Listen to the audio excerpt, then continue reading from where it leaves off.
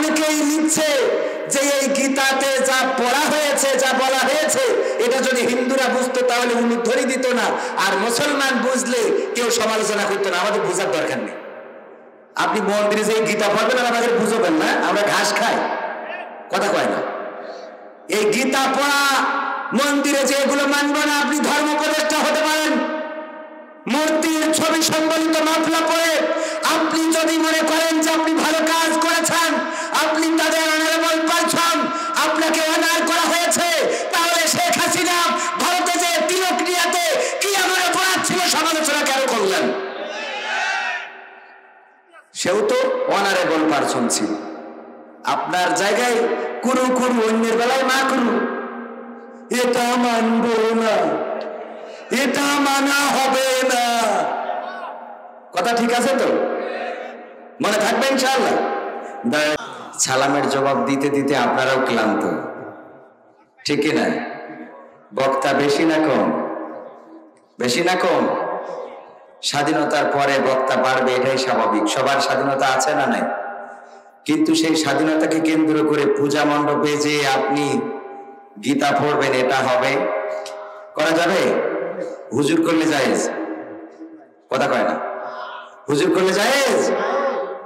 সম্মানিত ভাইরা, এই বাম পাশে দাঁড়ানো আছেন অনেকেই হয়তো বসতে বললে চলে যাবেন। আমি বলেছি যে কয়টাই দিবেন, 12টাই শেষ করব। এবং দাওয়াত নেওয়ার সময় এটা প্রায় জায়গায় বলে দিই, কন্ডিশনের মধ্যে একটা। আগে 7টায় সন্ধ্যা হতো, তখনও রাত 10টায় স্টেজে উঠাতো, এখন 5টায় সন্ধ্যা হয়, তাও রাত 10টায়। 2 ঘন্টা আমরা তেজমারা খাই এর মধ্যে, ঠিক না? কথা কয় না। আপনাদের কষ্ট লাগছে? কথা বলা যাবে মাঝে মাঝে? অনেক বড় আয়োজন, গোবরদাড়ি ইসলামী সমাজ কল্যাণ পরিষদের উদ্যোগে ঐতিহাসিক সিরাত মাহফিলের সভাপতি। বারবার এই যে মাহফিলের ডিলে করার দরকার নেই, ডিলেটা একটু কমান, রিভারটা রাখেন, হ্যাঁ মাইকে। সভাপতির দায়িত্ব পালন করছেন হাফেজ মাওলানা আরিফ বিল্লাহ হাবিব সাহেব, যিনি সভাপতি গোবরদাড়ি ইসলামী সমাজ কল্যাণ পরিষদ, ফিংরি সাতক্ষীরা সদরে। এছাড়া পরিচালনায় রয়েছেন মোহাম্মদ আব্দুল্লাহ। আমার আগে আলোচনা করলেন বিশিষ্ট ইসলামী চিন্তাবিদ, আন্তর্জাতিক খ্যাতি সম্পন্ন মুফাসসিরে কোরআন, আপনাদেরই পরিচিত মুখ, অত্যন্ত চমৎকার ইসলামিক বাগ্মী, আমাদের প্রিয় ভাই হযরত মাওলানা এনামুল হাসান বিন নূর। আমি তাকে বন্ধুর মতো করেই দেখি এবং সেও আমাকে ঠিক ওরকমই দেখে। আর আজকে আমি ওনার ড্রাইভার হিসাবেই আসছি এখানে। তাছাড়া অতিথি হিসাবে ছিলেন আমাদের অনেকের শুধু না, সাতক্ষীরা না, গোটা বাংলাদেশের পরিচিত মুখ প্রধান অতিথি ছিলেন খুলনা অঞ্চলের পরিচালক ও কেন্দ্রীয় সাংগঠনিক সম্পাদক বাংলাদেশ জামাত ইসলামীর মুহাদ্দিস আব্দুল খালেক সাহেব, গণমানুষের নেতা, পরিচিত মুখ। বিশেষ অতিথির মধ্যে উপস্থিত আলোচনা করেছেন মাওলানা আজাদুল ইসলাম সাহেব, নায়েবে আমির বাংলাদেশ জামাত ইসলামী সাতক্ষীরা সদর, এবং আলহাজ মোহাম্মদ হাবিবুর রহমান, নায়েবে আমির বাংলাদেশ জামাত ইসলামী সাতক্ষীরা সদর। এছাড়াও আরো অনেকেই আলোচনা করেছেন, মাওলানা আশরাফুজ্জামান আজাদী সাহেব, মাওলানা আব্দুল কুদ্দুস, মাওলানা আবু সাইদ সাহেব। অতিথি হিসাবে অনেকেই এসেছিলেন যাদের নাম পোস্টারে হয়তো বা দেওয়া সম্ভব হয়ে ওঠেনি। অনেক গুরুত্বপূর্ণ কথা বলে গিয়েছেন। মঞ্চে আরো অনেক নেতৃবৃন্দ রয়েছেন যাদের জুতা বহন করার যোগ্যতা রাখি না। সামনে আছেন দিনদারি বান্দার মুসলমান ভাই বাবাজিরা, পর্দার অন্তরালে মা এবং বোনেরা, সবাইকে অন্তরস্থল থেকে সালাম, আসসালামু আলাইকুম ওয়া রাহমাতুল্লাহ। আল্লাহর শুকরিয়া আদায় করছি যে মহান রব দয়া করে মায়া করে আমাদের স্বাধীন বাংলাদেশ দিয়েছেন এবং আজকের এই দিনে পরিবেশটাকে সুন্দর করে বসার তৌফিক দিয়েছেন। সেই রবের শুকরিয়া আদায় করে সবাই বলছি আলহামদুলিল্লাহ। মহামানবের প্রতি দুরূদ এবং সালাম। পরকালের ময়দানে যেদিন মা আমাদের পরিচয় দিবেন না, সন্তানকে ভুলে যাবেন, দেখে পালাতে থাকবেন। সন্তানেরা বাবাকে দেখে দৌড় দিবেন, মাকে দেখে পালাবেন। বন্ধু বন্ধুর পরিচয় দিবে না, ভাই তার বোনের পরিচয় দিবে না, আপনজন কোন আপনজনের পরিচয় নিয়ে দাঁড়াবে না। ওই দিন একজন ব্যক্তি শুধুমাত্র নিজে থেকে উপযাচক হয়ে আল্লাহকে বলবেন, আল্লাহ ওরা তো আমার উম্মাত। একজন মাত্র পরিচয় দিবেন, যেও আমার উম্মাত। তার নাম কি? হযরত মুহাম্মদ সাল্লাল্লাহু আলাইহি ওয়াসাল্লাম। তার প্রতি দুরূদ এবং সালাম, যার জীবন জানার জন্য আমরা এখানে এসেছি। আমি সঙ্গীত দিয়ে বলি, যার প্রেমে দিয়েছি এমন, যার নিয়ে দেখি স্বপন, হৃদয় হয় যে ব্যাকুল, সে যে আমার প্রিয় নবী মুহাম্মদ রাসূল, সে যে আমার প্রিয় নবী মুহাম্মদ রাসূল, যার প্রেমে দিয়েছি মন ছুটে যাই যার টানে, মরু মদিনা উদ্যানে, মন ছুটে যাই যার টানে, মরু মদিনা উদ্যানে, সুভাষ ছড়ায় বিশ্বব্যাপী, সুভাষ ছড়ায় বিশ্বব্যাপী, গন্ধরাজ যে ফুল, সে যে আমার প্রিয় নবী মুহাম্মদ রাসূল, যার প্রেমে দিয়েছি মন উদাসী মনের দ্বারে, তারে শুধু কাছে টানে, যার প্রেমেরই আর তো না দে, মন যে আমার শুধুই কাঁদে, মন উদাসী মনের দ্বারে, তারে শুধু কাছে টানে, যার প্রেমেরই আর তো না দে, মন যে আমার শুধুই কাঁদে,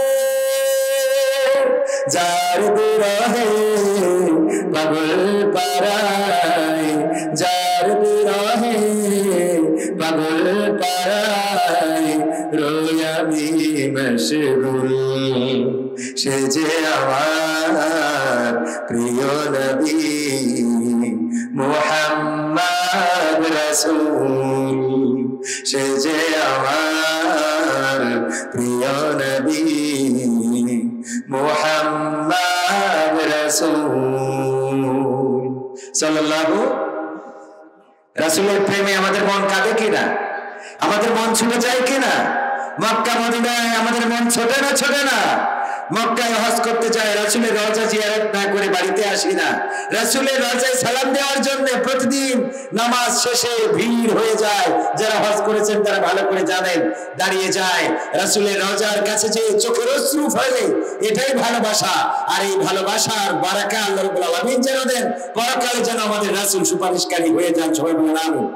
আল্লাহ রাসূল যদি আমাদের পরিচয় নিয়ে দাঁড়ান পরকালে, আর কোনো ভয় থাকবে? আর কোনো দুশ্চিন্তা থাকবে? আর কোনো টেনশন আমাদের মধ্যে কাজ করবে? মা আমাদের পরিচয় দিয়ে লাভ নেই, বাবা আমাদের পরিচয় দিয়ে লাভ নেই। আমাদের পরিচয় যদি রাসূল দেন তবে আমরা বেঁচে যাব, আর রাসূল যদি আমাদের পরিচয় না দেন তাহলে আমরা বাঁচতে পারবো? কিন্তু আমরা সেই রাসূলের অনুসরণ কি করি? আল্লাহ রাব্বুল আলামিন বললেন, হে রাসূল বলে দিন, ইন কুনতুম তুহিব্বুনাল্লাহ ফাত্তাবিউনি ইউহিব্বুকুমুল্লাহ ওয়া ইয়াগফির লাকুম যুনুবাকুম ওয়াল্লাহু গফুরুর রহিম। আল্লাহ রাব্বুল আলামিন সূরা আল ইমরান 3 নম্বর সূরা 3 নম্বর পারা, আল্লাহ রাব্বুল আলামিন 31 নম্বর আয়াতে বলে দিলেন, রাসূল আপনি বলে দিন যে তোমরা যদি আল্লাহকে ভালোবাসতে চাও তবে আমি রাসূলকে অনুসরণ করো। রাসূলকে কি করো? অনুসরণ করো। ফাত্তাবিউনি, অনুসরণ করো আমার রাসূলকে, তবেই আল্লাহ তোমাদেরকে, কথা কয় না, কি করবেন? গজব দিবেন। কি করবেন? একটু জোরে বলেন, কি করবেন? আল্লাহ ভালোবাসবেন, এটা বলতেও যদি কার্পণ্যতা হয় তাহলে বলেন পরিমাণই ভালোবাসবেন। এটা করা যাবে কিনা? ও এবার নাউজুবিল্লাহ জোর হয়েছে। ক্যামেরাম্যানরা ওয়াজ শুনে শুনে শিখে গেছে। ক্যামেরাম্যানরা শিখেছে যে কোন জায়গায় আউযুবিল্লাহ আর কোন জায়গায় নাউজুবিল্লাহ হবে। কিন্তু ওয়াজ সারা জীবন শুনাইলাম, শোনানোর পরে বললাম কালেমায়ে তয়্যিবাটা পড়েন। কয় লা ইলাহা ইল্লা আনতা সুবহানাকা ইন্নী কুনতু মিনাজ জালিমিন। এই হলো কালেমায়ে তয়্যিবা। আল্লাহর ওলি আছে না নাই? কথা কয় না, আছে না নাই? উজুর ফরজ কয়টা? কয় 32টা তো হবে। উজুর ফরজ 32টে। নামাজের আরকান আহকাম কয়টা? কয় এগুলো আবার কনে লাগে। এরকম আছে না নাই? ওয়াজ সারা জীবন শুনলাম, ওয়াজ শুনে মানবেন কি? আমাদেরই তো আমল নেই। পুজো মণ্ডপে যেয়ে বলি এবার মা দুর্গা গজে চড়ে এসেছে, ঠিক না? ঠিক বলি না? বলি না? আল্লাহর ওলিরা বলে এখন আবার দেখছি নতুন নতুন পাখিরা যাচ্ছে, পুরাতন পাখিদের আগমন থেমে গেছে, নতুন পাখিদের আমদানি হয়েছে। মন্দিরে যে গীতা পড়বেন আর মনে করবেন আমরা মেনে নেব। আল্লাহর কসম করে বলি, ওমর রাদিয়াল্লাহু তাআলা আনহুর গায়ে যেমন 2টা কাপড় দেখে কোন একজন দাঁড়িয়ে বলেছিলেন, ওমর আমরা দেখতে পাচ্ছি রাষ্ট্রীয় কোষাগার থেকে আমরা একটা করে কাপড় পেয়েছি, আপনার গায়ে কেন 2 কাপড়ের জামা? বলেছিলেন না বলেন নাই? অনেকেই চিন্তা করলো এই লোকটার আজকে ধর থেকে মাথাটা আলাদা হয়ে যাবে, দেহ থেকে মাথাটা আলাদা হয়ে যাবে। কিন্তু আল্লাহর নবীর সাহাবী, ইসলামের 2য় খলিফা সেটা করলেন না। চুপ করে দাঁড়িয়ে রইলেন। ছেলে আব্দুল্লাহ ইবনে ওমর দাঁড়িয়ে বললেন, আমার পিতার গায়ের 2 টুকরা কাপড়, এই 2 টুকরা কাপড়ের মধ্যে আমার আর বাবার সাথে একটা চুক্তি হয়েছে। সেই চুক্তিটা কি? যে আমি যে কাপড়টা পেয়েছি আমার বাবা আর একটা কাপড় পেয়েছে, কিন্তু এই একটা কাপড়ে আমাদের জুব্বার পূর্ণতা পায় না। এই জন্য বাবার সাথে কন্ট্যাক্ট করেছি যে এইবার যে বাইতুল মাল থেকে বা এবার রাষ্ট্রীয় কোষাগার থেকে বা ত্রাণ থেকে আপনি যেটা পেয়েছেন, বরাদ্দ থেকে যেটা পেয়েছেন, আর আমি যেটা পেয়েছি এটা আমি আপনাকে দিয়ে দিচ্ছি, আপনি একটা জামা বানান। পরবর্তী বরাদ্দে যখন আপনি আর আমি একসাথে পাবো তখন আপনারটা আমার দিয়ে দিবেন, তখন আমি আমার জামা বানাবো। সুবহানাল্লাহ। এই চুক্তির কারণে 2টা কাপড়।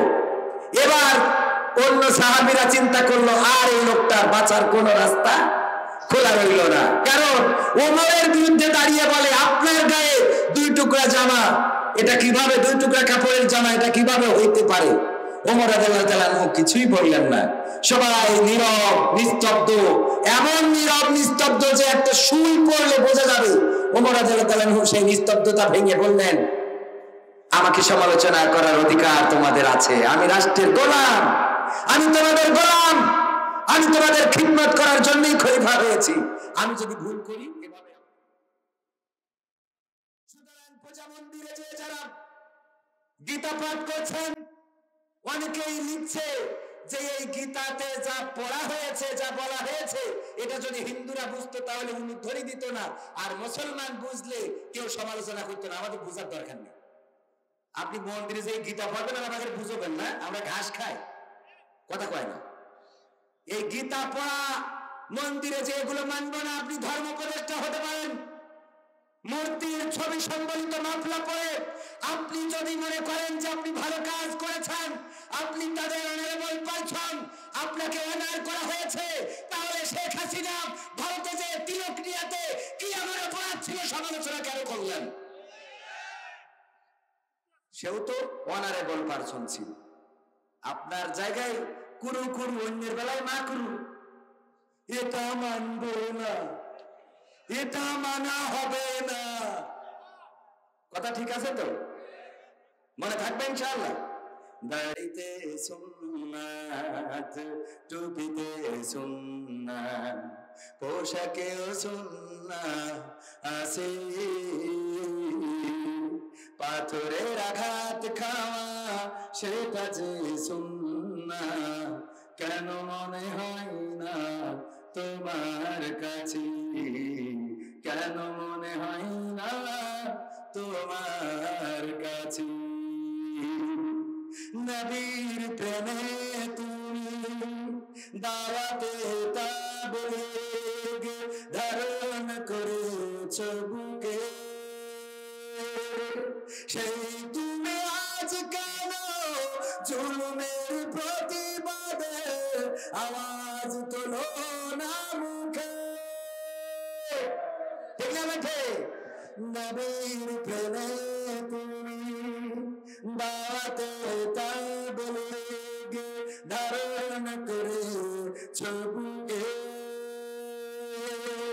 সেই তুমি আজ কেন জুলুমের প্রতিবাদে আজ তোলো না মুখে মেসওয়াক করো তুমি রোজ প্রতিদিন মেসওয়াক করো তুমি রোজ প্রতিদিন সেখানেও সুন্নাহ আছে পাথরের আঘাত খাওয়া মাঝে মাঝে জেলে যাওয়া সেটা যে সুন্নাহ কেন মনে হয় না তোমার কাছে কেন মনে হয় না তোমার কাছে মিলাদুন নবীতে বড় সোচ্চার তুমি নাকি দেখানো লোক সেই তুমি জানলে না আমার রাসূল ছিলেন সফল রাষ্ট্রনায়ক ঠিক না ঠিক এই পাশের লোকগুলো বলতেছে আপনাদের কি হয়েছে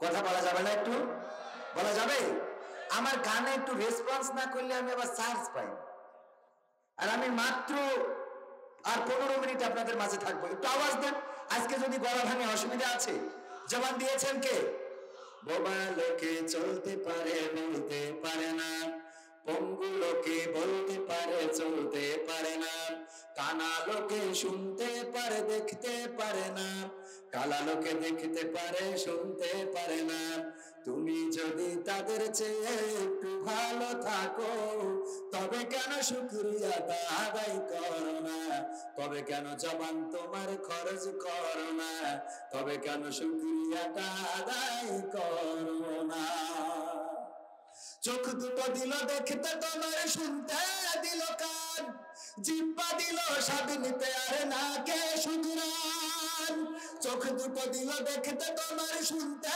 দিল কান জিহ্বা দিল স্বাদ নিতে আর নাকে সুধরান এবার তুমি ভেবে দেখো না এবার তুমি ভেবে দেখো না কতটা সুখে তার তবে কেন শুকরিয়াটা আদায় করো না তবে কেন শুকরিয়াটা আদায় করো না তবে কেন জবানটা খরচ করো না তবে কেন শুকরিয়াটা আদায় করো না হাত দুটো দিল ধরতে তোমার হাত দুটো দিল মারতে তোমার যখন যারে চাও বুঝলেন এর মারামারি আছে না নাই হাত দুটো দিল মারতে তোমার যখন যারে চাও যার তার ধরে আনার জন্য দিলেন দুটি পাও কথা হয় না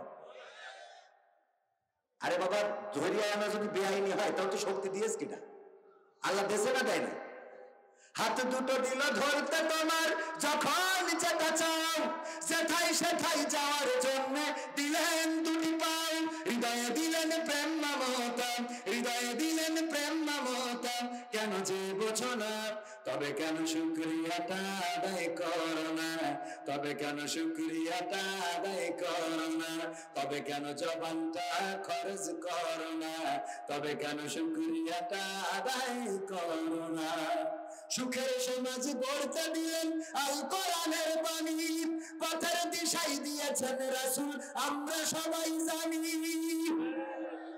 ঠিক না বেটি সুখের সমাজ গড়তে দিলেন এই কোরআনের বাণী পথের দিশাই দিয়েছেন রাসূল আমরা সবাই জানি শ্রেষ্ঠ নবীর উম্মত মোরা শ্রেষ্ঠ নবীর উম্মত তোমরা কদর বোঝো না তবে কেন শুকরিয়াটা আদায় করো না তবে কেন জবানটা ভাই খরচ করো না তবে কেন শুকরিয়াটা আদায় করো না তবে কেন জবানটা ভাই খরচ করো না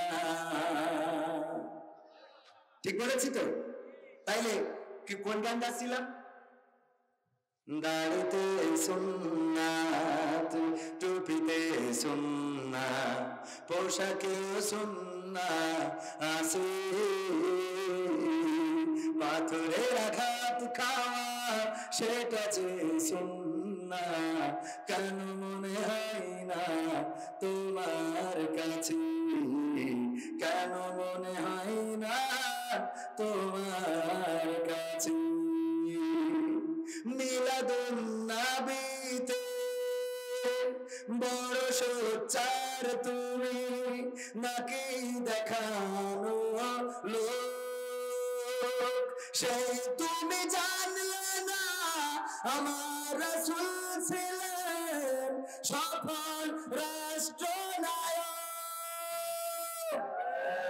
আরেকটু জোরে বলতে হবে, আরেকটু জোরে।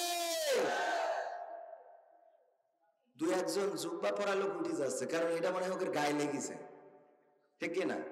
মানে দাড়ি টুপি আর জুব্বা লাগাইলেই মনে করে রাসূল প্রেমিক হয়ে গেলাম। এদের মতো কিছু আছে এই ক্লাসের, মানে ফার্স্ট ক্লাস ভণ্ড। দাড়ি টুপি জুব্বা লাগায় পুরো ব্যবসায়ী, কারণ জানে এটা না লাগালে ইমামতি করে খেতে পারবে। দেখবেন যে কটা উঠে যাচ্ছে, দেখবেন, খেয়াল করে দেখবেন। মিলাদুন নবীতে বড় সোচ্চার তুমি, নাকি দেখানো লোক, সে তুমি জানলে না আমার রাসূল ছিলেন সফল রাষ্ট্রনায়ক।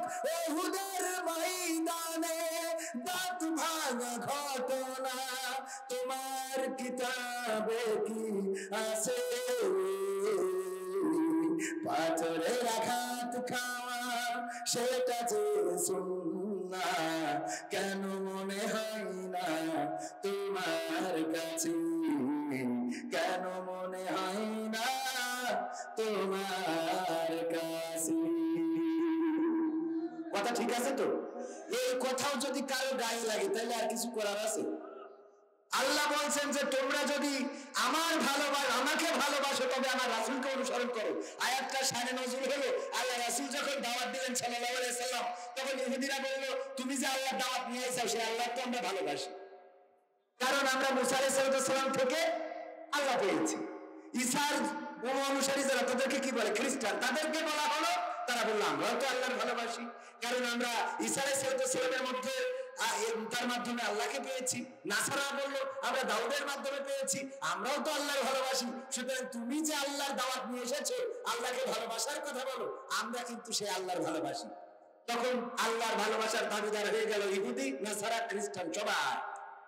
এই সময় আল্লাহ রাসূলকে আল্লাহ জানিয়ে দিলেন, কুল ইন কুনতুম তুহিব্বুনাল্লাহ ফাত্তাবিউনি ইউহিব্বুকুমুল্লাহ। বলে দাও তোমরা যদি আল্লাহর ভালোবাসার দাবিদার হও তবে আমি রাসূলের অনুসরণ করতে হবে, তবে আল্লাহ তোমাদের ভালোবাসবেন। সুবহানাল্লাহ। সেই রাসূলের অনুসরণ খালি শুধু মিষ্টি খাওয়া, সেই রাসূলের অনুসরণ খালি দাড়ি লম্বা করা, সেই রাসূলের অনুসরণ জুব্বা পরা, বহুদের ময়দানে দাঁত ভেঙেছে, ওটা কি অনুসরণ করার মধ্যে পড়ে না? তাইফের রাস্তায় মার খেয়েছেন, ওটা কি অনুসরণের মধ্যে পড়ে না? আল্লাহ রাসূল নিজ হাতে 27টি যুদ্ধের নেতৃত্ব দিয়েছেন, ওটা কি রাসূলের সুন্নাহর আওতায় পড়ে না? আল্লাহ রাসূল ইসলামের জন্য মক্কা ছেড়ে মদিনায় হিজরত করেছেন, এটা কি সুন্নাহর মধ্যে পড়ে না? কথা বলে না, ঠিক না বে ঠিক? ঠিক বলেছি না বে ঠিক বলেছি? ক্ষমতায় কেউ স্থায়ী হয় না, হোক না সে খালেদা কিংবা হাসিনা, চেয়ারটা চিরকাল থাকে না। বলবো বলবো, ক্ষমতায় কেউ স্থায়ী হয় না, মুজিবুর বেশি দিন থাকেনি, জিয়াউর কেউ তো রাখেনি, মুজিবুর বেশি দিন থাকেনি, জিয়াউর কেউ তো রাখেনি, এরশাদ চলে গেছে পৃথিবী ছেড়ে, এরশাদ চলে গেছে পৃথিবী ছেড়ে, কেউ আজ তার কথা কয় না, ক্ষমতায় কেউ স্থায়ী হয় না, হোক না সে খালেদা কিংবা হাসিনা, চেয়ারটা চিরকাল থাকে না। হাসিনা ক্ষমতা ধরে রাখতে আয়না ঘর বানিয়েছিল, জনগণের রোশন আলো দাদার দেশে পালিয়ে গেল। হাসিনা ক্ষমতা ধরে দেখতে আয়না ঘর বানিয়েছিল, জনগণের রোশনালে দাদার দেশে পালিয়ে গেল। ডিবি হারুনের পাশে আর, ডিবি হারুনের পাশে আর পরিমণিদের দেখা যায় না। ক্ষমতায় কেউ স্থায়ী হয় না, হোক না সে খালেদা কিংবা হাসিনা, চেয়ারটা চিরকাল। এই গান গাওয়ার কারণে কোন জায়গায় স্টেজে মারামারি হয়েছে, তো আমি এটাকে কনভার্ট করেছি, আমি গাই অসুবিধা নেই, আরেকজন গিরিজ মিলে মেরেজ কিনা জানি না। তো কিছু লোক একটু খেপে গেছে, আমারই বলবো আমার ইউনিয়নে গাওয়ার কারণে, কয় ভাই হাসিনার সাথে খালেদা লাগালেন কি জন্য? বাবারে এটা বুঝাইনোর জন্য যে এই সিআরসি বাতিলের জন্য কারণ না, ঠিক কিনা? কথা কয় না, এটা বুঝাইনোর জন্য, দুজনই তো আল্লাহ বলি, কথা কয় না। তো সুতরাং এটা বুঝানোর জন্য বলেছি। আমাদের যদি শফিকুর রহমান ক্ষমতায় যায় তখন আমরা বলবো শফিকুর বেশি দিন থাকেনি, হাবিবুর কেউ তো রাখেনি। বাবারে বানাতি তো অসুবিধে নেই, কে কথা কয় না। আপনাদের খারাপ লাগছে? আমি তো ওয়াজ করার জন্য উঠিনি, আমি আরেকটা গান শুনি, আরেকটা শুনে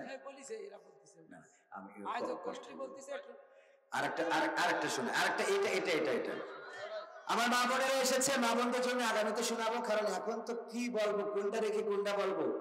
আজকালকের ছেলেরা বই নিয়ে আর বসে না, ও বাবা গুগলে সার্চ করিয়া পড়ে। ওরে কালের মেয়েরা কোরআন হাদিস ধরে না, আমার এখনকার মা বোনেরা এই কোরআন হাদিস চেনে না, ও আল্লাহ টিকটকে ভিডিও ওরা করে, ঠিক না বেঠে? আগে যখন দেখতে যেত আমার চেয়ারম্যান সাহেব জিজ্ঞাসা করতো, আমাদের মা তুমি কি কোরআন ছেলে দিয়ে দেবে? মা বলে সম্বোধন করে বলতো কোরআন পড়তে পারো কিনা, সামনে কোরআনটা ধরা হতো, কোরআন পড়তে বাধ্য করা হতো, কোরআন পড়ো, তোমার কোরআন তেলাওয়াত শুনতে চায়, কেমন পড়তে পারো গো মা?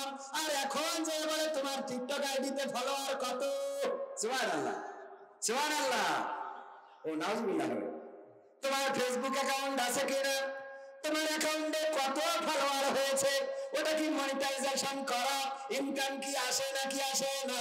ওরে বাবা কত ডিজিটাল প্রশ্ন হয়েছে, নামাজের কথা কেউ শিখায় না, পর্দার কথা কেউ শিখায়। আজকালকের ছেলেরা বই আর বসে না, ও বাবা গুগলে সার্চ করিয়া পড়ে। ওরে কালের মেয়েরা কোরআন হাদিস ধরে না, আমার সাতক্ষীরার অনেক মা বোনেরা কোরআন হাদিস পড়ে না, ওয়াল্লাহ টিকটকে ভিডিও ওরা করে। আজকালকের ছেলেরা বই নিয়ে আর বসে না, গুগলে সার্চ করিয়া পড়ে। আগের সময় প্রেম করিলে চেয়ারম্যান বলতো পাইছো কি, এখন বলে সব করিয়া বাবু তুমি খাইছো কি, ঠিক না বেঠে? আর একটু জোরে বলা যাবে? টাইম তো শেষ, হ্যাঁ বলবো আর একটু, থাকবেন শেষ পর্যন্ত? থাকবেন কারা কারা হাত উঁচু করেন? আচ্ছা হাত নামা, তাকবীর একটু পড়ে দেন। এবার থাকবেন না কারা কারা হাত উঁচু করেন? থাকবেন না, চলে যাবেন আমি শেষ করার আগে। ভাই ইনসাফের সাথে হাত উঁচু করেন, যেহেতু হাত উঁচু করেননি এরপরে যে উঠবেন তারা কিন্তু এখান থেকে টেনে নামাবো। হাত উঁচু যেহেতু এখনো বলেন যে চলে যাবেন আমি শেষ করার আগে, হাত উঁচু করেন।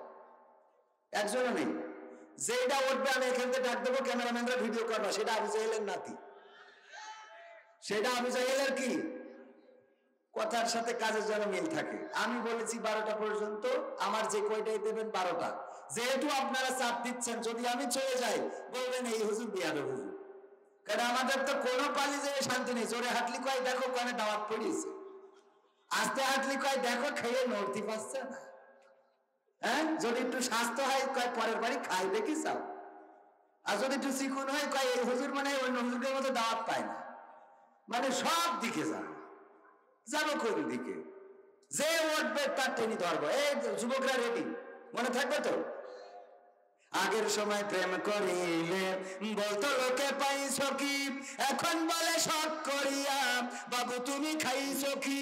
লজ্জা শরম নাই আইলাম কোন জামানাই, লজ্জা শরম নাই আইলাম কোন জামানাই, ভবিষ্যৎ দেখি অন্ধকারে।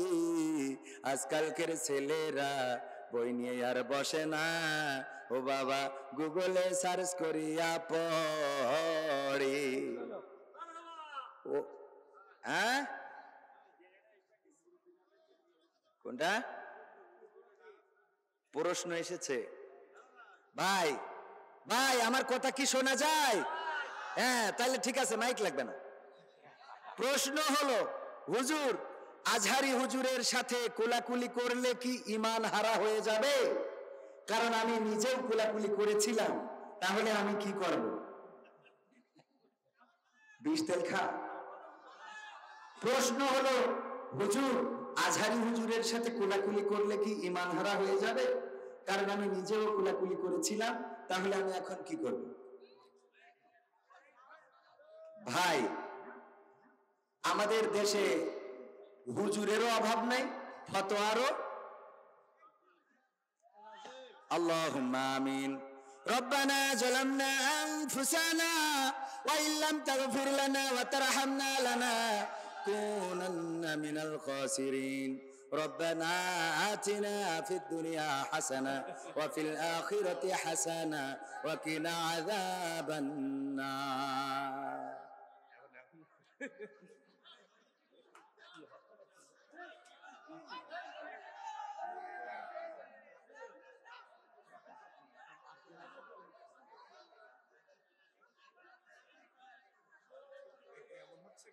শেষ করে দিই, পরিবেশটা না না পরিবেশ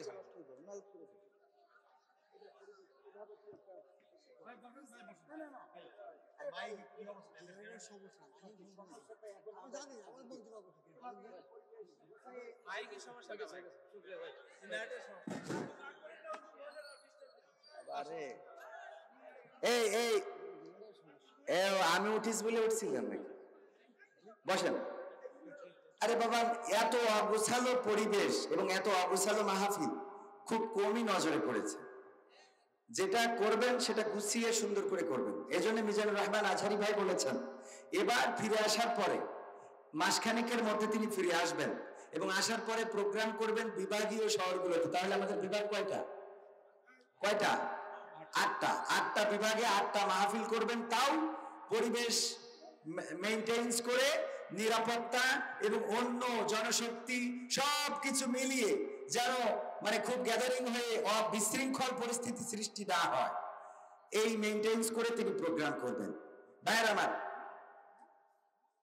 আমি তো কথা বলে ওদিকে তো মনে হচ্ছে ভাঙাচ্ছে। ভাইরে, তোরা এর থেকে আওয়ামী লীগের ক্ষমতায় রাখতিস, তাও ভালো ছিল। এভাবে তো খেলা হবে না। হবে? ওই জায়গাতে কি কথা দেখে হবে? সহ্য না করে পারা যায়? ভাইরা আমার, এ ভাই তোরা কি মজা নিচ্ছিস আমার সাথে?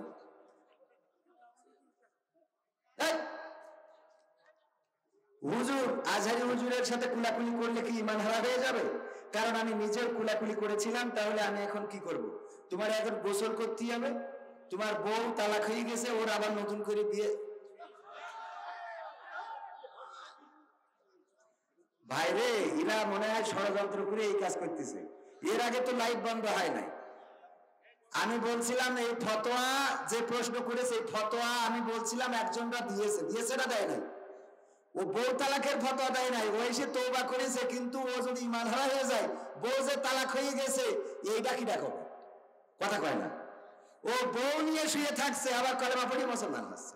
শয়তান, শয়তানরা এসে দেখায়। এই জাতীয় শয়তান এই দেশে হুজুরেরও অভাব নেই, ফতোয়ারও অভাব নেই। আজহারি ভাইয়ের সাথে কুলাকুলি করলে ঈমান হারা হয়ে যায়, এইগুলো যে বলে ওর ঈমান আছে কিনা এটা একটু যাচাই করার দরকার আছে। ঠিক না রে? ঠিক। কারণ ঈমানদার কখনো একজন মাজলুম আলেমের ব্যাপারে এমন মন্তব্য করতে পারে না যে আলেমটাকে হুমকি দেওয়া হয়েছিল হয় দেশ ছাড়ো না হয় জীবন ছাড়ো। জীবনের মায়া ছাড়ার জন্য বলা হয়েছিল না হয় নাই? হয় জীবনের মায়া ছাড়তে হবে না হয় দেশ ছাড়তে হবে, এই কথা বলেছিল। এই জন্য মিজানুর রহমান আজহারী ভাই বাংলাদেশ ছেড়ে প্রবাসে আল্লাহ রাসূলের সুন্নাহকে অনুসরণ করেছেন, হিজরত করেছিলেন। আর সেই মাজলুম আলেমের ব্যাপারে যারা বলেছে কুলাকুলি করার কারণে, তার প্রোগ্রামে যাওয়ার কারণে ঈমান হারা হয়ে গেছে, এই কথা যারা বলেছে তাদের ঈমান আছে কিনা এটা আমাদের সন্দেহ হয়। যিনি কুলাকুলি করেছেন, কুলাকুলি করে ঈমান হারা হয় নাই, বরং আমি বিশ্বাস করি আপনার ঈমানের জাজবাটা বেড়েছে। ঈমানের জাজবাটা কি হয়েছে? বেড়েছে। কারণ আলেমদের দিকে তাকিয়ে থাকলেও সগীরা গুনাহগুলো মাফ হয়ে যায়। সুবহানাল্লাহ। আল্লাহ রাব্বুল আলামিনের নবী বলেছেন ওয়ারাসাতুল আম্বিয়া, আলেম সমাজ, তাদের দিকে যদি কেউ তাকিয়ে থাকে তার সগীরা গুনাহগুলো ঝরে যেতে থাকে। ওই আকাশে তারার মধ্যে চাঁদের যেমন মূল্য, আমার উম্মতের মধ্যে আলেমদের তেমন মূল্য। সুবহানাল্লাহ।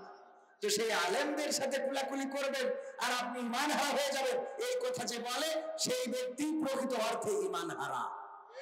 মনে থাকবে। সুতরাং দুর্বলতাল সৃষ্টি করে লাভ নাই। আমি আপনাদের যেহেতু দু একটা সঙ্গীত শোনাতে চাইছি, সঙ্গীত দু একটা শোনাই, তা না হলে আপনারা বলবেন এসে আমাকে নিয়ে এসেছেন তো সঙ্গীত শোনার জন্য, ঠিক কিনা? আমি আকর্ষণ আমি তো বিকর্ষণ করতে পারি না। ওয়াজ শোনাবো যখন বক্তা হয়ে আসবো।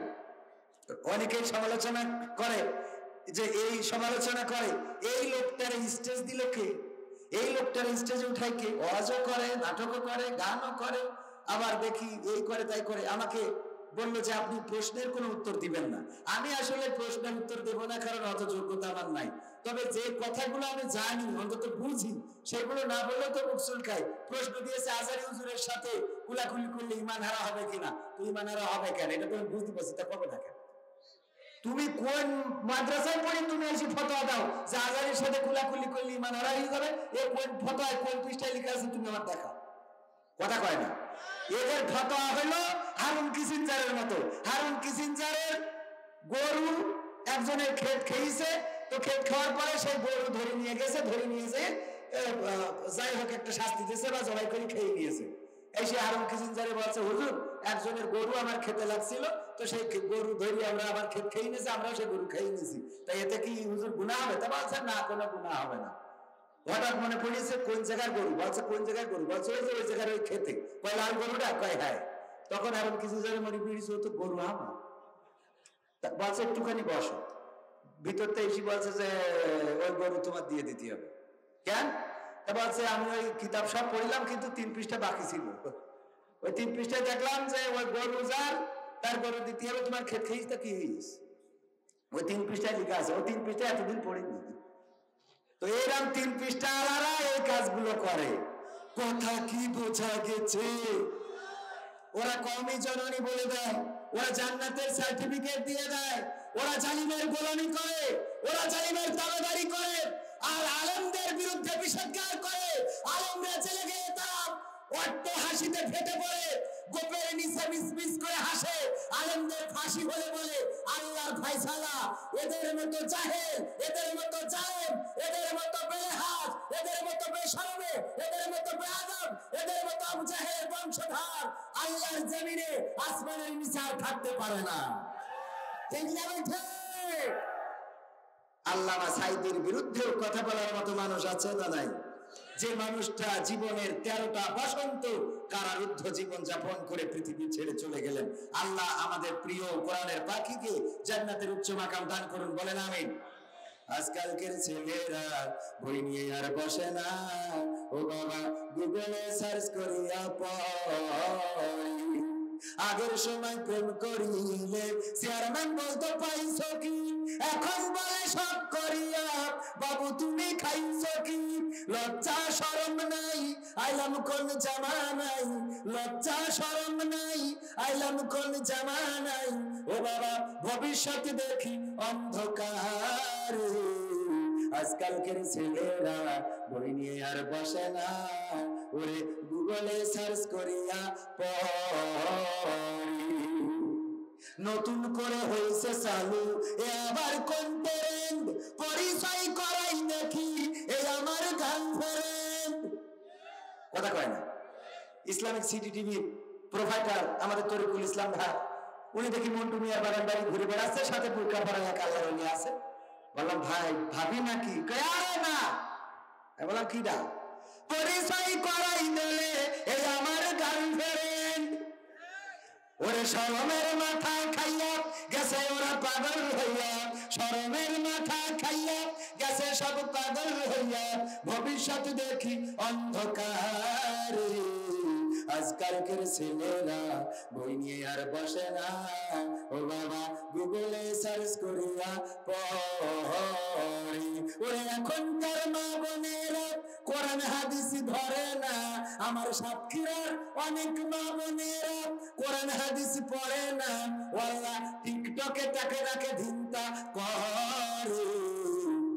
কথা কয় না? করে না? করে না? আছে না নাই? আরে টিকটক করতেছে, প্রেম হয়, এর সাথে ওর পরকিয়া হয়, বিদেশে থাকে স্বামী আর সারাদিন টিকটক করে, স্বামী বিদেশ থেকে গিয়ে বগল বাজায়। তোমার তো নায়িকার মতো লাগে, ও তো নায়িকার মতো লাগতে লাগতে ও তোমারে ছাড়িয়ে সাকিবকে ধরে চলে গেছে। এবার হুজুরের কাছে বলে, আমি দেশের 8 লাখ টাকা পাঠাইছিলাম, নিয়ে আটা দিয়েছে। এরপরে গান গাই, আমি পারি না আর পারি না, আমি কেন মরি না, আজরাইল কি চিনে না আমার গো, আমি পারি না আর পারি না। হয়তো 2 দিন পরে মরবো, আগে মরলে কি ক্ষতি, ওরে এই দুনিয়ার রং তামাশা বুঝলাম না রে একরতি। ও আমার ঘরের রমণী সে যে কাল নাগিনী, ঘরের রমণী সে যে কাল নাগিনী, 8 লাখ টাকা নিয়ে গেছে যে ভাগিয়ায়, আমি পারি না আর পারি না। গাই না? গাই না? এখন গান গেয়ে বেড়ে, তোমার কোন দোষ নেই, আমারই তো দোষ, আমারই তো ভুল। তোমার অ্যাকাউন্টে টাকা পাঠায়ে আমি হারিয়েছি বিদেশ আর স্বদেশের কুল, আমারই তো ভুল। কথা কয় না? এই গান আছে না নাই? আছে মানে কি? আরে বাবা, যাই হোক, ওসব কথা না বলি, আবার মা বোনেরা খেপে দিবে না যে আমরা একটু, হ্যাঁ আর এই সমস্যা এই সাক্ষীরাই তো নেই, আছে এখানে আছে। এগুলো তো না বললি তোদের ঘরে বউ থাকবে না। আবার যে কটা বিয়ে করিস নি, ও কটা যে বিয়ে করছিস, ও যে কি, হ্যাঁ তুমি যে কয় নম্বর ও সেই কয় নম্বর। তুমি বগল বাজা ও যে হাফেজা বিয়ে করে নিয়ে আইসা, হ্যাঁ সারাদিন মন্টু মিয়ার বাগান বাড়ি আর লাইলাতুল ফেব্রুয়ারি পালন করি বেড়ায়, তো বিয়ে করে আনার মনে করো যে তুমি মনে হয় ফাতেমা তুই জোরা বিয়ে করিস। ও জান্নাত, ও ফেসবুকে আইডি নাম হইলো জান্নাতুল ফেরদাউস, অথচ ও 10টা যুবকের অলরেডি জাহান্নামে ঢুকাই দিয়ে তারপর তোর কাছে গেছে। কথা কয় না? ফেসবুকে আইডির নাম কি? এই ওই লোক তো হাত তুলিল কি যাচ্ছে কেন? মুততি ধরিছে। আমার কিছুক্ষণ আগে ঘরের মধ্যে প্রশ্ন করছে যে হুজুর আজহারের সাথে যদি কুলাকুলি করলে ইমান হারাই যায়, কালেমা পড়লে কি ইমান ফিরে আসবে, মানে মুসলমান হতে পারবে? আমি বললাম না, ওর আবার নুনু কাটতে হবে, কারণ শুধু কালেমা পড়ি খালি খালি খালি মুসলমান হয়ে যাবে না, তো আগে তো আগাতে একটুকুন কাটিলে আর গোড়াতে কেটে দিতে হবে ডাইরেক্ট। কথা ঠিক আছে কিনা? মানলি মানো, না মানলি যাও, যেরাম হুজুর সেরাম ফতোয়া, ডাইরেক্ট ফতোয়া হবে, কোনো ইনডাইরেক্ট না। ফতোয়া কি হবে? ডাইরেক্ট হবে। মুসলমান সেদিন ওই বাঁকড়ায়, ভাই বাঁকড়াতে ছিলেন, বাঁকড়ায় মাহফিলে এক হুজুরের সাথে এক হিন্দু মুসলিম আসবে, বলছে যে সে এসে স্টেজে মুসলমান হবে। তা আমি ওই মাহফিলের প্রধান বক্তা, তা আমার বলছে হুজুর একটুখানি সময় কি দেওয়া যাবে না, প্রধান বক্তা যে উনি বলতেছে যে আমারও বন্ধু মানুষ, সে নাম না বলি, বলছে সাথে করে এক হিন্দু নিয়ে আসবে, তার হইলো সেই স্টেজে এসে মুসলমান হবে। তাই আমি বলছি কে তা অন্য জায়গায় আর হুজুর নেই যে ওরা আবার এই স্টেজে এসে মুসলমান হতে হবে, মানে এতে আবার 2টা ফায়দা, এক হলে ও ভাইরাল হয়, আবার আর এক হলে ইউটিউবে হুজুরও ভাইরাল হয় যে আমার হাতে মুসলমান হয়ে গেছে। আমি কি হুজুর হ্যাঁ, ক্যামেরাম্যানরাও বলি নাই কবির বিন সামাদের হাতে ইসলাম কবুল করলেন। আমার ওয়াজ শুনে ইসলাম নামাজই পড়লেন না, ইসলাম কবুল করছে। আমার ওয়াজ শুনে নামাজ পড়লো না, নামাজ মানে পারলাম না, ইসলাম কবুল করছে। এত বড় ওয়াইজ আমি আল্লামা সাইদি ধারের কাছেও না, তার পায়ের জুতো সমান ওঠা, ঠিক না ঠিক? তো আমার কাছে অনুমতি চাচ্ছে যে আপনার একটু সময় হয়তো লস হইতে পারে, আপনি থাকাকালীন এই কালেমাটা পড়াই তার মুসলমান বানাবো। কালাম শোনেন, আমি ওই মাহফিলের দ্বিতীয় বক্তা আর উনি হলেন প্রধান বক্তা। তো উনাকে বলে দেন যে উনি কালেমা পড়াই মুসলমান বানাবেন, আমি যেহেতু দ্বিতীয় বক্তা আমারও তো দায়িত্ব আছে, আমি উনি খান। যদি এতে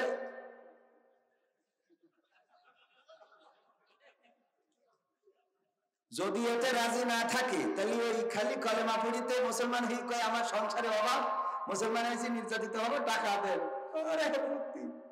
আছে না নাই? আর বক্তা ভাইরাল, শয়তানি করার দিন শেষ, স্বাধীন বাংলাদেশ, কথা কয় না? বুরকা পড়লেই আমরা এখন মনে করি না যে তুমি জান্নাতুল ফেরদাউস, কারণ তুমি জাহান্নামের কাজ করার জন্য বুরকা ধরেছো। বুরকা পড়া শিখাইছে প্রথমে তাসলিমা নাসরিন, ও পালাইনের সময় কি পড়িল, আর সর্বশেষ ভার্সন হইল শামীম ওসমান, সুবহানাল্লাহ, কথা কয় না? এমপিরা সব কোথায় গেল, কোথায় কাদের কাকা, তাদের সারা দেশটা কেমন লাগে ফাঁকা ফাঁকা। পালাবো না, পালাবো না, প্রয়োজন হলে ফখরুলের বাসায় গিয়ে উঠবো। পালাবে না, পালাবে না, চাই না তবু দেখা, তাদের সারা দেশটা কেমন লাগে ফাঁকা ফাঁকা, ওদের সারা দেশটা কেমন লাগে ফাঁকা ফাঁকা। আইন মন্ত্রী আটকে গেল আইনেরই ফাঁকে, দাড়ি সারা দরবেশের ভণ্ড ভণ্ড লাগে। আইন মন্ত্রী আটকে গেল আইনেরই ফাঁকে, দাড়ি সারা দরবেশের ভণ্ড ভণ্ড লাগে। শুনছি কত নেতা নেত্রী খাইতেছে ভাই ডান্ডা, বিচারপতি কালামানিকের ফাটিয়েছে আন্ডা। পলকেরও ঝলক গেল, ওরে পলকেরও ঝলক গেল, থামিয়ে নেটের চাকা, ওদের সারা দেশটা কেমন লাগে ফাঁকা ফাঁকা, তাদের সারা দেশটা কেমন লাগে ফাঁকা ফাঁকা। কই গেল সেই সংসদেতে মমতাজের গান, কোথায় গেল হযরত বলা শামীম ওসমান। খেলা হবে, খেলা হবে, আসো খেলো, মনে আছে তো? কই গেল সেই সংসদেতে মমতাজের গান, কোথায় গেল হযরত বলা শামীম ওসমান। ইনুমে নন্দী ফুমনি আছে কারাগারে, বাপ করিলেও পাপ কখনো ছাড়ে কি আর তারে। কোথায় গেল স্পিকারের, কোথায় গেল স্পিকারের দৃষ্টি আঁকা বাঁকা, তাদের সারা দেশটা কেমন লাগে ফাঁকা ফাঁকা, ওদের সারা দেশটা কেমন লাগে ফাঁকা ফাঁকা। কোথায় গেল আরাফাত আর ব্যারিস্টার সুমন, কথা বলার সময় তারা করে নিয়োজন। গরু বাচ্চা টেকা দিন, তোমরা খালি খেলবা আর কিছু খরতাই পারতাই না, খালি খেলবা তোমরা, তোমাদের গরু বাচ্চা টেকা দিন। আমার গোয়ালে যত গরু আছে সব তোমাদের পিছনে লেগেই। হ্যাঁ, কোথায় গেল ব্যারিস্টার, কোথায় গেল আরাফাত আর ব্যারিস্টার সুমন, কথা বলার সময় তারা করে নিয়োজন। মুরগি কবির খাইছে ধরা, মুরগি কবির খাইছে ধরা, জাফর কোথায় আছে, গোপনে কি সেও গেল মোদি দাদুর কাছে। ওরে কোথায় গেল সালমের, কোথায় গেল সালমের কারি কারি টাকা, ওদের সারা দেশটা কেমন লাগে ফাঁকা। লাগে না, লাগে না? এখন আর মজার মজার ডায়ালগ শোনা যায় না, মাসুদ তুমি কি ভালো হবে না, শোনা যায়?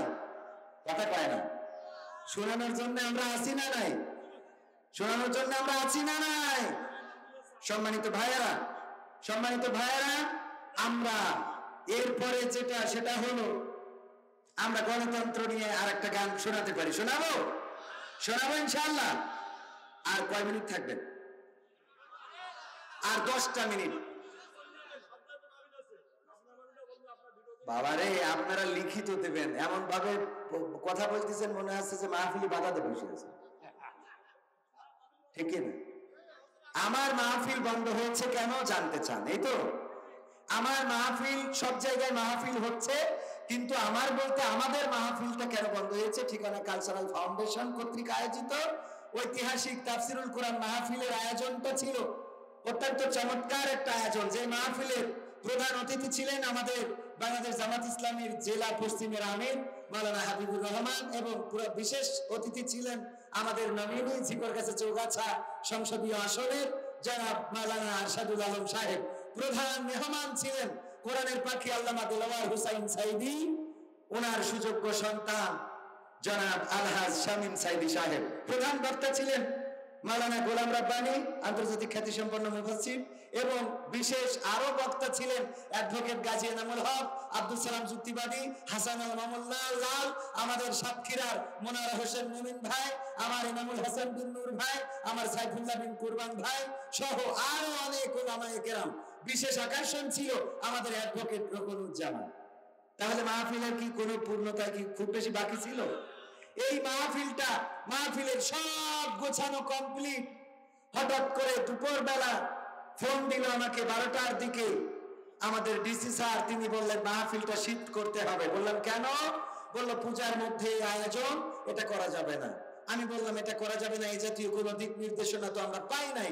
বললো আমাদেরকে দিয়েছে কিন্তু আপনারা জানতে পারেননি। বললাম জানিনি, যেহেতু এখন আয়োজন করা হয়ে গেছে এই মাহফিল হয়ে যাক। বললো যে নাশকতার আশঙ্কা আছে।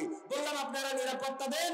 বললো যে আমরা খবর পেয়েছি যে তৃতীয় পক্ষ এমন কিছু ঘটাবে যেটার জন্য আপনারা দায়ী হবেন, ষড়যন্ত্রে পা দিয়েন না, মাহফিলটা শিফট করেন।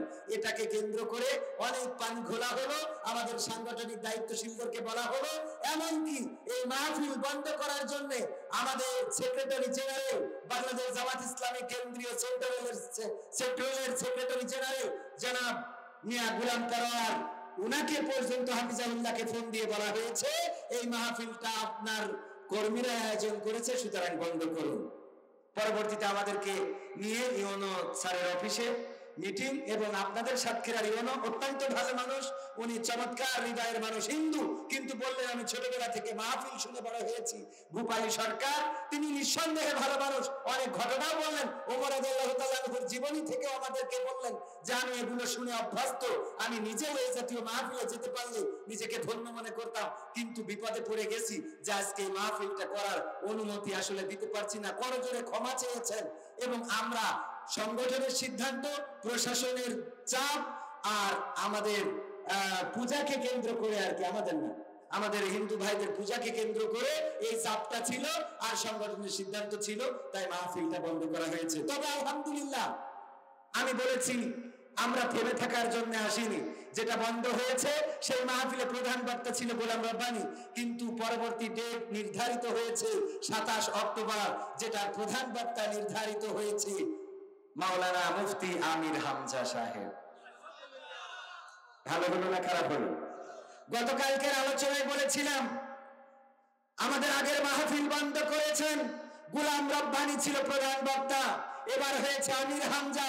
যদি এবার বন্ধ হয় তাহলে মিজানুর রহমান আজহারীকে প্রধান বক্তা করা হবে ইনশাআল্লাহ।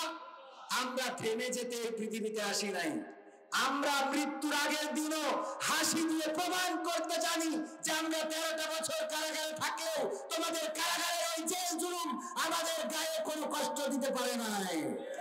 আমরা ফাঁসির কাস্টে ঝোলার জন্য প্রস্তুতি নিয়ে সন্তানকে জিজ্ঞাসা করি লুঙ্গি পরে যাব নাকি পায়জামা পরে যাব।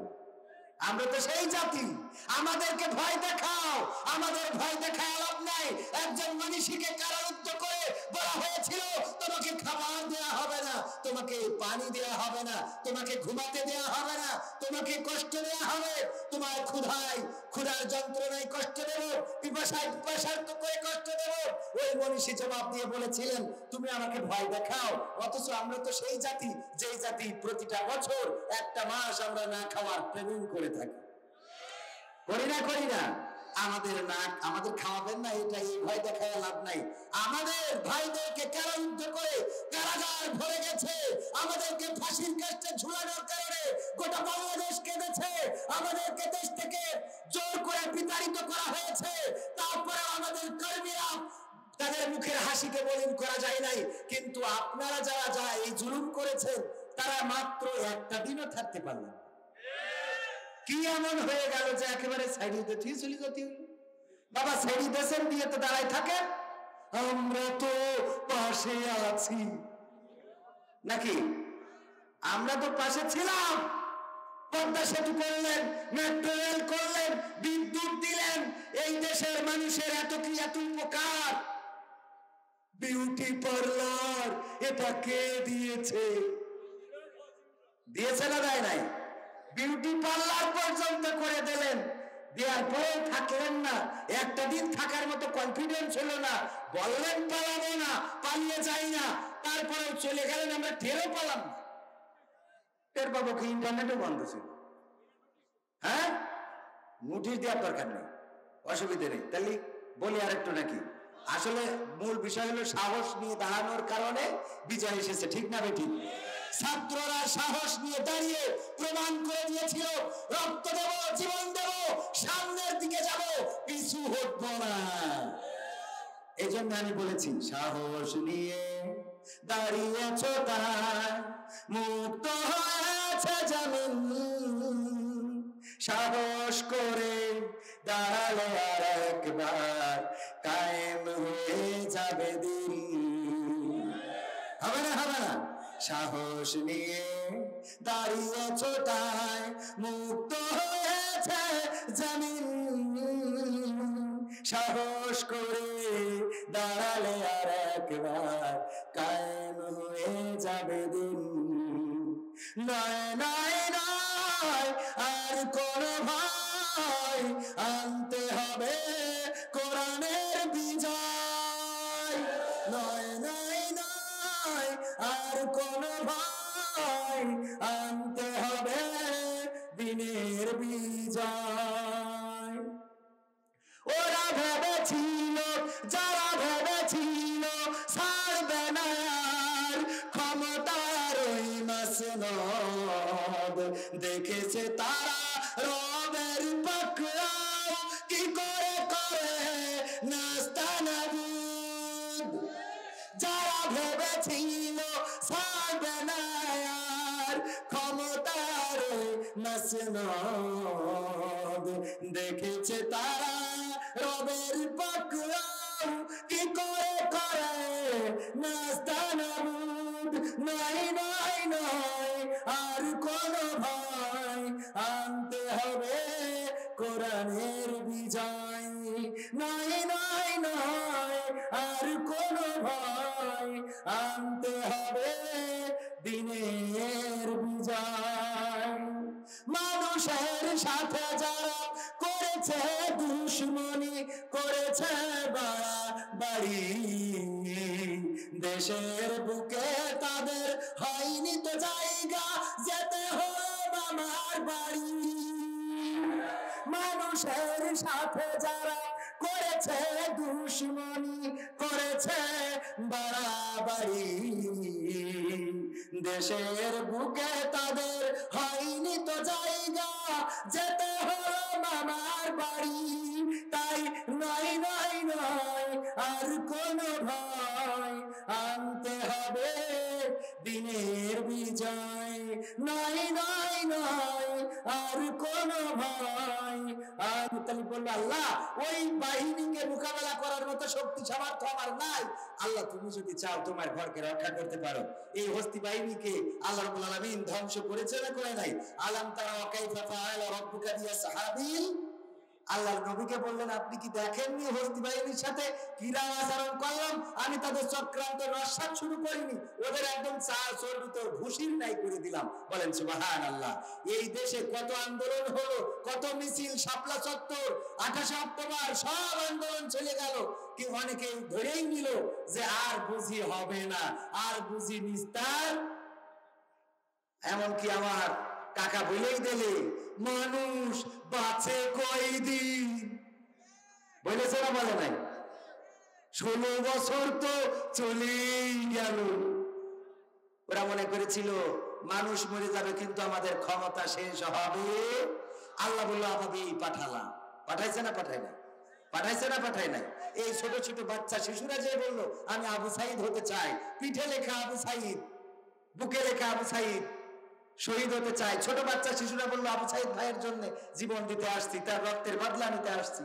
এই বাচ্চা শিশুগুলো যারা রাজনীতি বোঝে না, তারাও রক্তের জন্য প্রস্তুত হয়ে গেল। ওরা বাচ্চা শিশু নয়, ওরা আল্লাহ রাব্বুল আলামিনের তরফ থেকে নাজিল হওয়া আবাবিল। ঠিক না বেঠে? গণতন্ত্র চিনি না আমি, জানি না গণতন্ত্র, গণতন্ত্র দেখিনি আমি, শুনেছি গণতন্ত্র। শুনেছিলাম আমি বাংলাদেশে গণতান্ত্রিক রাজা, যখন যারে মরে চেয়েছে ধরে দিয়েছে সাজা। শুনেছিলাম আমি বাংলাদেশে গণতান্ত্রিক রাজা, যখন যারে মরে চেয়েছে ধরে দিয়েছে সাজা। কাউকে দিয়েছে ফাঁসির দণ্ড, রেখেছে আয়না ঘরে, কাউকে আবার লাশ বানিয়ে ভাসিয়েছে সাগরে। কাউকে দিয়েছে ফাঁসির দণ্ড, রেখেছে আয়না ঘরে, কাউকে আবার লাশ বানিয়ে ভাসিয়েছে সাগরে। করেছে সব কিসের জোরে, ছিল কি দাদার মন্ত্র? কেমন গণতন্ত্র ছিল, কেমন গণতন্ত্র, গণতন্ত্রের আড়ালে ছিল রয়ের ষড়যন্ত্র। কেমন গণতন্ত্র ছিল, কেমন গণতন্ত্র, গণতন্ত্রের আড়ালে ছিল দাদার ষড়যন্ত্র। শুনেছিলাম আগে নির্বাচনে লাগতো টাকার নোট, দেখেছি আমি ভোট করিতে লাগেনি কোনো ভোট। লেগেছে কথা কয়টা লেগেছে? শুনেছি আগে নির্বাচনে লাগতো টাকার নোট, দেখেছি আমি ভোট করিতে লাগেনি কোনো ভোট। ভোটের আগে পাশ হয়েছে মন্ত্রী মিনিস্টার, লাগেনি মিছিল, লাগেনি মিটিং, লাগেনি তো পোস্টার। নির্বাচন কমিশন ছিল ইন্ডিয়ান কোন যন্ত্র। কেমন গণতন্ত্র ছিল, কেমন গণতন্ত্র, গণতন্ত্রের আড়ালে ছিল দাদার ষড়যন্ত্র। কেমন গণতন্ত্র ছিল, কেমন গণতন্ত্র, গণতন্ত্রের আড়ালে ছিল মোদির ষড়যন্ত্র। বিরোধী দল যারা সংসদে ছিল তারা ছিল পোষা ময়না, দেশ জোরে পুড়ে হয়েছে ছাই, তবুও তো কিছু পায় না। ঠিক না ঠিক? বিরোধী দল যারা সংসদে ছিল তারা ছিল পোষা ময়না, দেশ জোরে পুড়ে হয়েছে ছাই, তবুও তো কিছু পায় না। শাসনে ছিল না সততা নিষ্ঠা, বিচারের ছিল না মান, সংসদে বুঝি তাই শোনা যেত মমতাজের গান। শোনা গেছে না যায় নাই? শাসনে ছিল না সততা নিষ্ঠা, বিচারের ছিল না মান, সংসদে বুঝি তাই শোনা যেত মমতাজের গান। বিরোধী দল নয়, ওটা তো ছিল ডিজিটাল ষড়যন্ত্র।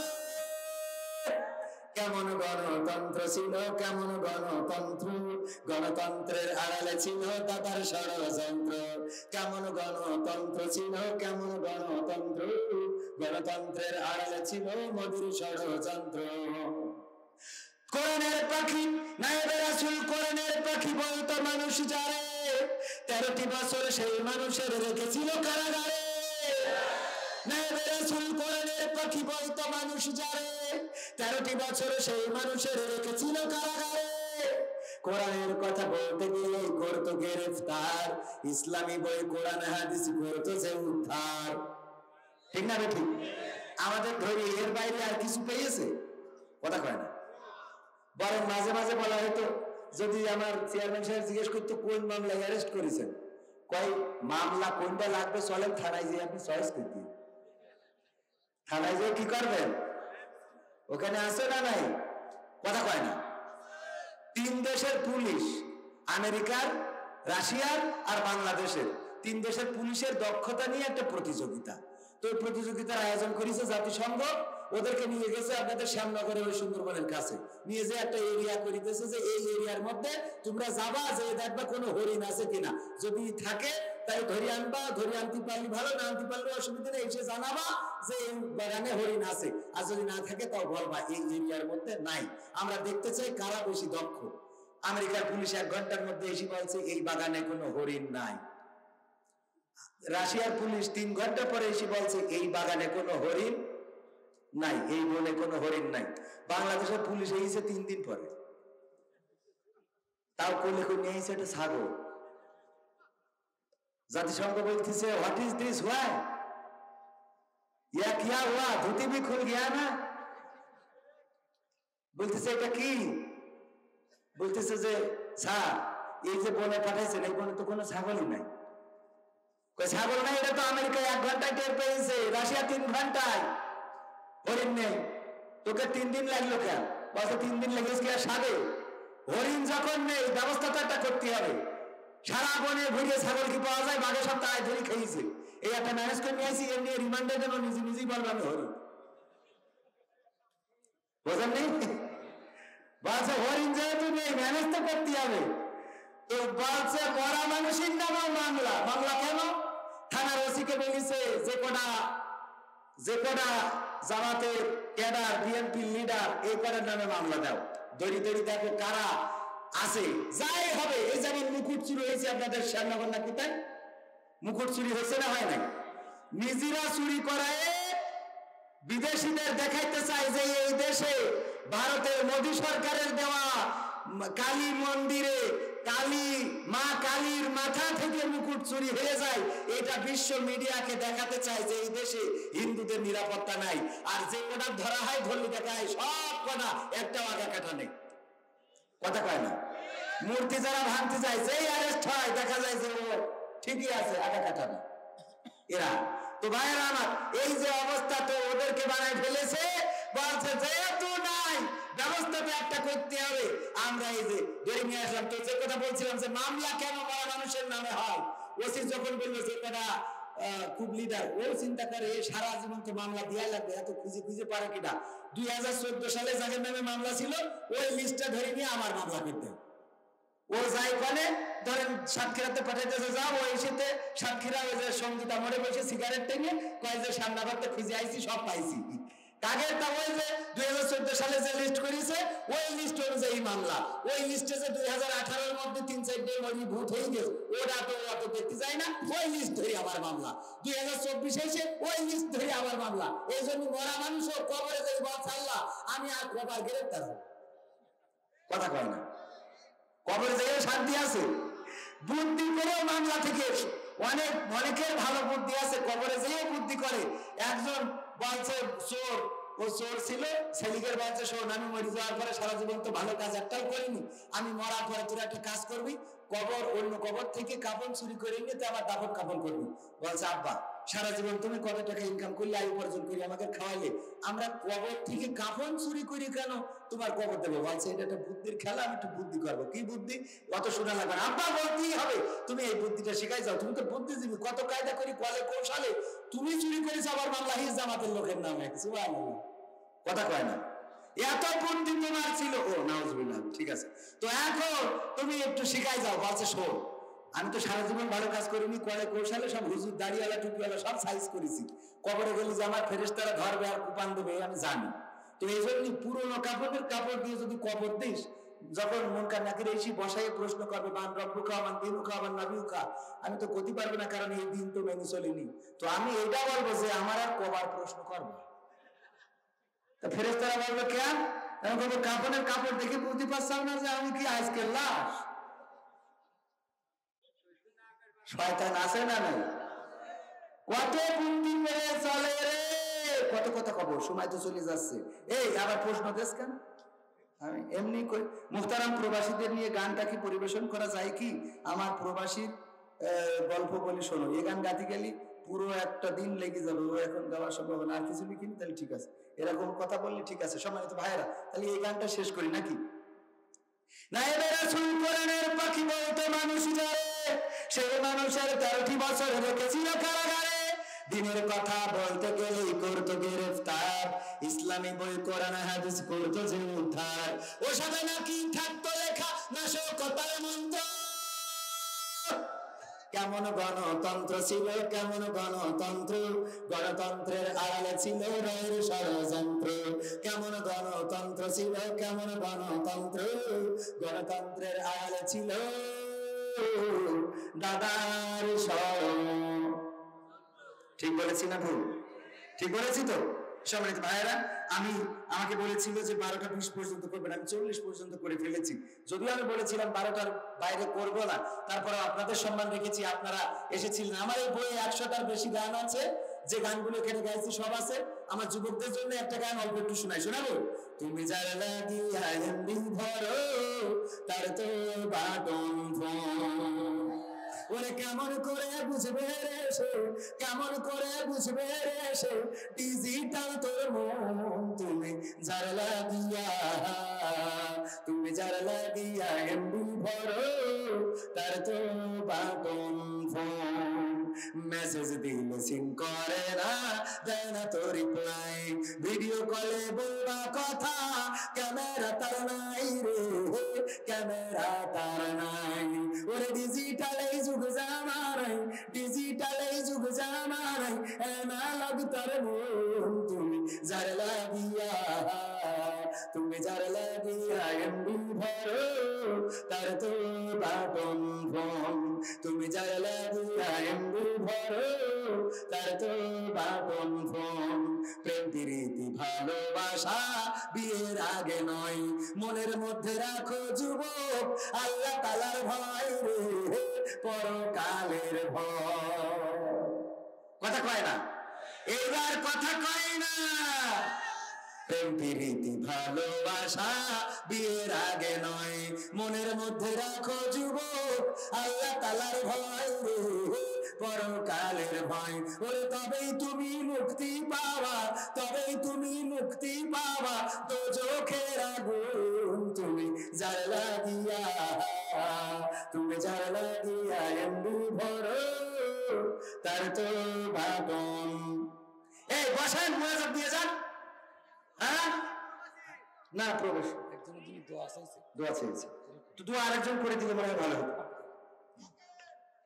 আলহামদুলিল্লাহি রাব্বিল আলামিন রব্বানা যালামনা আনফুসানা ওয়া ইন লাম তাগফির লানা ওয়া তারহামনা লানাকুনান্না মিনাল খাসিরিন রব্বানা আতিনা ফিদ দুনিয়া হাসানাতাও ওয়া ফিল আখিরাতি হাসানা ওয়া কিনা আযাবান নার ও আল্লাহ এই গভীর রাত তোমার দরবারে দুখানি শূন্য হাত তুলে দিলাম গো আল্লাহ এতক্ষণ পর্যন্ত আমরা যা কিছু বললাম যা কিছু শুনলাম আল্লাহ বলা এবং শোনার মধ্যে যদি কোনো ভুল ত্রুটি হয়ে থাকে গো তোমার পছন্দের কোনো কথা যদি বলা হয়ে থাকে যদি বেঠাস কোনো কথা বলে থাকি আল্লাহ তুমি তোমার নিজ গুণে তা ক্ষমা করে দাও ও আল্লাহ তুমি আমাদের হাত দুখানা কবুল করে নাও আমাদের জীবনের গুনাহগুলো ক্ষমা করে দাও জেনে না জেনে বুঝে না বুঝে শয়তানের ওয়াসওয়াসায় পড়ে কত গুনাহ করলাম ও আল্লাহ জীবনে এমন অনেক গুনাহ আছে যে গুনাহের খবর যদি মা জেনে যেত তাহলে মা ভাত রান্না করে খাওয়াতো না যদি বাবা জেনে যেত বাড়িতে ঢুকতে দিত না যদি বন্ধুরা জেনে যেত বন্ধুত্ব রাখতো না যদি গ্রামবাসী জেনে যেত সালিশ না করে আমাদের গ্রামে ঢুকতে দিত না ও আল্লাহ এমন অনেক গুনাহ আছে যে গুনাহের খবর যদি স্ত্রী জেনে যেত তাইলে স্ত্রী ঘৃণা করতো আমাদের সাথে রাত কাটাতো না এমন অনেক গুনাহ আছে পৃথিবীর কোন মানুষ জানে না মা জানে না বাবা জানে না ভাই জানে না বন্ধু জানে না রাতের অন্ধকারে করেছি আল্লাহ ছাদের নিচে করেছি জঙ্গলে করেছি ফাঁকা প্রান্তরে করেছি কেউ দেখে নাই আল্লাহ তোমার চোখ তো ফাঁকি দিতে পারি নাই আল্লাহ তুমি দয়া করে এমন গুনাহগুলো আর কোনদিন প্রকাশ্যে এনে দিও না আল্লাহ এই গুনাহগুলো হাসরের ময়দানে আমাদের হাতে ধরিয়ে দিও না আল্লাহ তোমার জাহান্নামের আগুন দিয়ে আমাদের গোপন গুনাহগুলো জ্বালিয়ে পুড়িয়ে ছারখার করে দাও ও আল্লাহ তোমার কাছে হাত তুললেই মনে পড়ে যায় জনম দুঃখিনী মায়ের কথা মা জননী যাদের নাই চিরজনমের মতো বিদায় নিয়ে চলে গেল গো কেমন আছে জানি না কোন অবস্থায় রেখেছো জানি না আল্লাহ মা জননী যখন ছিল একটা শাড়ির জন্য কত হাহাকার করেছে একটু ফল খাওয়ার জন্য কত কষ্ট করেছে ও আল্লাহ মাকে ভালোবাসবেন খাওয়াইতে পারি না আল্লাহ যেদিন টাকা হইবে ওই দিন মা জননী রইল না চিরজনমের মতো বিদায় নিয়ে চলে গেল মনটি মন টনকি টন মাটি বুকে নিয়ে ঘুমিয়ে আছে আল্লাহ তোমার কাছে খাস করে ফরিয়াদ করি আমাদের মধ্যে থেকে যারা মা হারিয়েছে আল্লাহ মায়ের কবরটাকে জান্নাতের বাগান বানায়া দাও কটের ছায়াটা সরে গেছে মাথার উপর থেকে। আল্লাহ রিকশার প্যাডেলে পা রেখেছে, মাথার ঘাম পায়ে ফেলেছে, মাঠে খেটেছে, রোদে পুড়েছে, বৃষ্টিতে ভিজেছে, কত কষ্ট। সন্ধ্যাবেলা যখন বাড়িতে এসেছে আল্লাহ এমন হাসি দিয়েছে, সন্তানের কলিজা জুড়িয়ে দিয়েছে। আব্বা আব্বা বলে যখন ডাক দিয়েছি বুকের মধ্যে নিয়ে কত চুমু এঁকে দিয়েছে, সারাদিনের ক্লান্তি ভুলে গিয়েছে। আল্লাহ আমাদেরকে মানুষ করার জন্য কত কষ্ট করলো। সেই বাবা যাদের চিরজননের মতো বিদায় নিয়ে চলে গেল অন্ধকার কবরে ঘুমানো। আল্লাহ কেমন আছে জানি না, আমরা জানি না আমাদের মানুষ করতে যে তোমার বিধান মতো হয়তো চলতে পারে নাই, হয়তো তোমার কোনো নাফরমানি কাজ করে ফেলেছি। আল্লাহ সন্তান হয়ে দোয়া করি আমাদের যাদের মা নাই বাবা নাই, আল্লাহ মা বাবার কবরকে তুমি জান্নাতের বাগান বানায়া দাও। ও আল্লাহ যাদের দাদা নাই দাদি নাই আপনজন যারা চলে গেল আল্লাহ কবরগুলো জান্নাতের বাগান বানাও। আল্লাহ আজকের এই মাহফিলের আয়োজন যারা করলো, বিশেষ করে আমার আরিফুল্লাহ ভাই, আল্লাহ আমার আরিফুল্লাহ ভাইয়ের কণ্ঠকে বিশ্বব্যাপী কবুল করে নাও। বাংলা ভাষাভাষী যত মুসলমান আছে আল্লাহ তুমি তাদের মাঝে কণ্ঠটা ছড়িয়ে দাও। আল্লাহ সুন্দরিত কণ্ঠ দিয়ে সুন্দর করে কোরআন হাদিসের বয়ান করে আল্লাহ তুমি দয়া করে এই বয়ানটা বিশ্বব্যাপী যেন করে বেড়াতে পারে তৌফিক দান করে দাও। ও আল্লাহ আমার আলোচনা করেছে আমার প্রিয় ভাই নামুল হাসান বিন নূর, আল্লাহ তুমি তার কণ্ঠটাকে কবুল করে নাও। আল্লাহ তুমি তার হায়াতটা বৃদ্ধি করে দাও। আল্লাহ সুস্থ জীবন দান করে দাও, পরিবারকে হেফাজত করো। সেই সাথে স্টেজে অনেকেই গণ্যমান্য ব্যক্তিবর্গ রয়েছে আল্লাহ তোমার মানুষ চলে যায় নাই। আল্লাহ আমি তো গোছালো একজন মানুষ, কথা বলার সময় ও গুছাই কথা বলি না গো আল্লাহ। এই অবসর কথাগুলো যারা বসে বসে শুনবে আল্লাহ তুমি দয়া করে তাদেরকে কবুল করে নাও, তাদের পথে আমাদের চলার তৌফিক দান করে দাও। আল্লাহ তাদের হাতের ওসিলায় আমাদের হাত দুখানা কবুল করে নাও। আমার সামনে উপবিষ্ট কত ইমানদার মুসলমান ভাইয়েরা, কত শিশু, কত তরুণ, কত যুবক, কত কিশোর, কত বৃদ্ধ দাড়ি পাকা মুরব্বী হাত তুলেছে আল্লাহ তোমার কাছে কাজ করে ফরিয়াদ করি তুমি সকলের হাত দুখানা তোমার শাহী দরবারে কবুল করে নাও। আল্লাহ পর্দার অন্তরালে আমার মা বোনেরা, আল্লাহ মা বোনদের নিয়ে তেমন কথা বলা হলো না, আল্লাহ মা বোনদের পর্দা করার তৌফিক দান করে নাও। আল্লাহ মা বোনদের দিনের পথে চলার তৌফিক দান করে দাও, স্বামীর অনুগত থাকার তৌফিক দান করে দাও। যাদের সংসারে অশান্তি আল্লাহ দূর করে দাও। আল্লাহ স্বামী স্ত্রীতে যাদের মিল মহব্বত নাই তুমি সেই দাম্পত্য জীবনে সুখ শান্তি দান করে দাও। আল্লাহ নিঃসন্তানীকে সন্তান দান করে দাও। আল্লাহ কন্যা দায়গ্রস্তের কন্যা বিবাহের ব্যবস্থা করে দাও। আমার যুবক যারা বিবাহ উপযুক্ত আছে আল্লাহ তুমি তাদের সৎপাত্রীর ব্যবস্থা করে দাও। আল্লাহ আমার যুবতী যারা রয়েছে আল্লাহ তুমি তাদের সৎপাত্রের সন্ধান করে দাও। ও আল্লাহ তোমার কাছে কাজ করে ফরিয়াদ করি বাংলার জমিনে বৈষম্য বিরোধী ছাত্র আন্দোলন সহ দিন কায়েমের জন্য যারা রক্ত দিল আল্লাহ তুমি তাদের রক্তের বিনিময়ে জান্নাতের উচ্চ মাকাম তাদের দান করে দাও। ও আল্লাহ কোরআনের পাখি আল্লাহ বাছাই দিন, স্বপ্ন ছিল একদিন কারাগার থেকে বের হবে, আবার বাংলার জমিনে কোরআনের কথাগুলো বলবে, আবার বাংলার জমিনে শুনে শুনে কোরআনের বয়ান করবে।